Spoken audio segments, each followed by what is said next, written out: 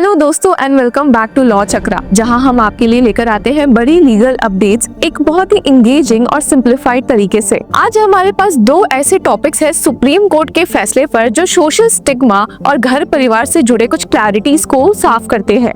एक ऐसा एपिसोड जिसमें सुप्रीम कोर्ट ने एक स्ट्रिक्ट स्टैंड लिया है। आज हम बात करेंगे ऐसे कोर्ट रूम ड्रामास की जहां सुप्रीम कोर्ट ने जुडिशरी की इम्पार्शियलिटी को प्रूव कर दिया है। तो चलिए देखते हैं इन दोनों केसेस को। अब यहाँ हम दो केसेस की बात कर रहे हैं। तो पहला है पति पत्नी के बीच झगड़े और दूसरी तरफ ऐसे ही कुछ झगड़े हैं बट जिसमें एक बच्चा भी शामिल है। तो पहले बात करते हैं पति पत्नी के बीच के झगड़े की, जहाँ सुप्रीम कोर्ट ने लॉ को अपहोल्ड किया है और यहाँ तक कह दिया है कि लॉ के ऊपर कोई नहीं है। एक तरफ एक बिजनेसमैन हस्बैंड और दूसरी तरफ आईपीएस ऑफिसर वाइफ। जब पावर और कानून एक केस का पार्ट बनते हैं तो क्या जुडिशरी एक फेयर जजमेंट दे सकती है? चलिए इस केस में देखते हैं। तो बात यहाँ पर होती है एक आईपीएस ऑफिसर वाइफ की और उसके एस्ट्रेंज्ड हस्बैंड की। हस्बैंड का कहना है कि उसके अगेंस्ट केसेस सिर्फ इसलिए फाइल हो रहे हैं क्योंकि उसकी वाइफ एक पावरफुल पुलिस ऑफिसर है। उसके हस्बैंड के लॉयर ने सुप्रीम कोर्ट के सामने ये बात रखी कि क्या आईपीएस ऑफिसर होने का ये मतलब है कि एक इंसान अपनी पावर का गलत इस्तेमाल करे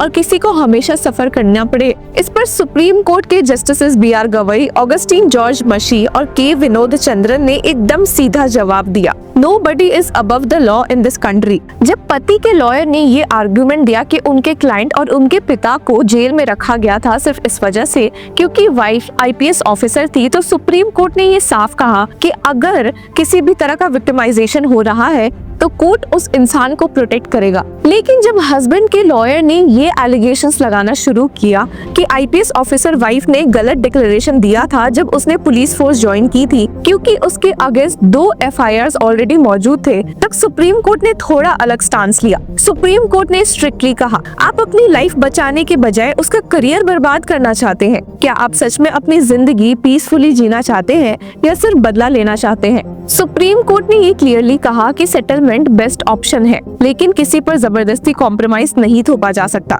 कोर्ट ने दोनों पार्टी से कहा कि अगर कोई एप्रीहेंशन है तो कोर्ट उसे अपने ऑर्डर में एड्रेस करेगा। अब इंटरेस्टिंग बात यह है कि दोनों पार्टीज ने सुप्रीम कोर्ट बेंच से कहा कि वे दोनों बैठकर इस पे एक एमिकेबल सोल्यूशन लेकर जरूर आएंगे। अगर हम ध्यान से देखें तो सुप्रीम कोर्ट का ये स्टैंड जुडिशरी की इम्पार्शियलिटी, न्यूट्रलिटी और फेयरनेस को दिखाती है। कोर्ट ने पावर और इमोशंस दोनों को अलग रखने की कोशिश की और एक स्ट्रॉन्ग प्रेसिडेंट सेट किया कि पावरफुल होना किसी को लॉ से ऊपर नहीं बना सकता। पर यहाँ पर एक और एंगल उठता है कि क्या जुडिशरी इमोशनल और प्रैक्टिकल कंसिडरेशंस के बीच एक बैलेंस बना पा रही है या नहीं? क्योंकि एक तरफ हस्बैंड का कहना था कि उसके अगेंस्ट बायस्ड एक्शन हो रहा है, तो दूसरी तरफ सुप्रीम कोर्ट ने उसकी इंटेंशन पर ही सवाल उठाया कि वो कॉम्प्रोमाइज करना चाहता भी है या नहीं। दोस्तों, ये केस सिर्फ एक लीगल बैटल नहीं है पर जुडिशरी के पावर और एथिक्स का एक परफेक्ट एग्जाम्पल है। कोर्ट का कहना कि किसी भी केस में अगर किसी भी तरह का विक्टिमाइजेशन हो रहा है तो उसे प्रोटेक्ट किया जाएगा, लेकिन लॉ को रिवेंज के तौर पर नहीं यूज किया जा सकता। ये तो बात हुई पहले केस की, और अब आते हैं दूसरे केस पर। अब यहाँ पर हमारे सामने सवाल ये है कि अगर एक बच्चा किसी लीगल वैलिड मैरिज के दौरान पैदा होता है तो क्या हस्बैंड ऑटोमेटिकली उसका लीगल फादर बन जाता है? क्या डीएनए टेस्ट से लेजिटिमेसी का प्रूफ दिया जा सकता है? और क्या ये केस पैटर्निटी राइट्स और प्राइवेसी के बीच एक नई डिबेट खोल रहा है? एक महिला ने अपने बच्चे के बर्थ रिकॉर्ड को चेंज करने की मांग की क्योंकि उन्होंने एक्सेप्ट किया कि उनका एक्स्ट्रा मैरिटल अफेयर था और जो उनके पति है वो बच्चे के बायोलॉजिकल फादर नहीं है। इस मामले को म्युनिसिपल कॉर्पोरेशन ने रिजेक्ट कर दिया था और कहा कि कोर्ट जब तक कोई ऑर्डर नहीं देती तब तक वे कुछ नहीं कर सकते। केस इतना आगे बढ़ गया कि सुप्रीम कोर्ट तक जा पहुंचा। जस्टिस सूर्यकांत और उज्जवल भुयान की बेंच ने क्लियर किया कि अगर एक वैलिड मैरिज के दौरान एक बच्चा पैदा होता है तो उसको ऑटोमेटिकली लेजिटिमेट माना जाएगा और उसका फादर वही होगा जो लीगली उस औरत का पति है। पैटर्निटी और लेजिटिमेसी का डायरेक्ट रिलेशन है और जब तक नॉन एक्सेस प्रूव नहीं होता तब तक पति को ही फादर माना जाएगा।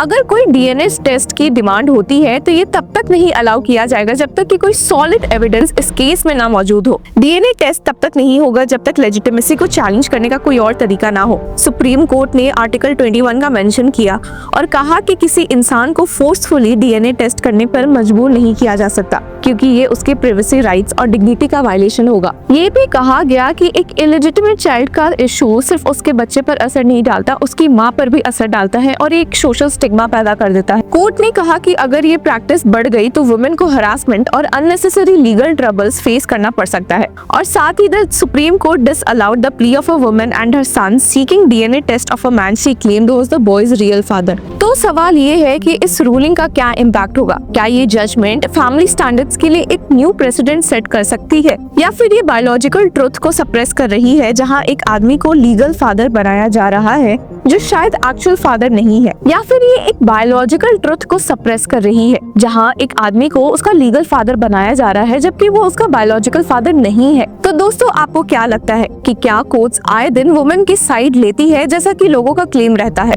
या वे लॉ को अपहोल्ड करते हैं जैसा कि उन्होंने इस वीडियो में बताए गए फर्स्ट केस में किया है? और अगर दूसरे केस पर आए तो क्या ये जजमेंट फेयर था, या फिर इसमें डीएनए टेस्ट अलाउ कर देना चाहिए था? और क्या ऐसे फैसले से मेन पर एक गलत असर पड़ेगा जब कोर्ट कहीं न कहीं ये कह रही है कि अडल्टरी के बावजूद भी बच्चे उस पति के हैं जिसके साथ उनकी माँ मैरिड है? आपकी राय हमें कमेंट सेक्शन में जरूर बताएं और तब तक के लिए बने रहिए विद लॉ चक्रा।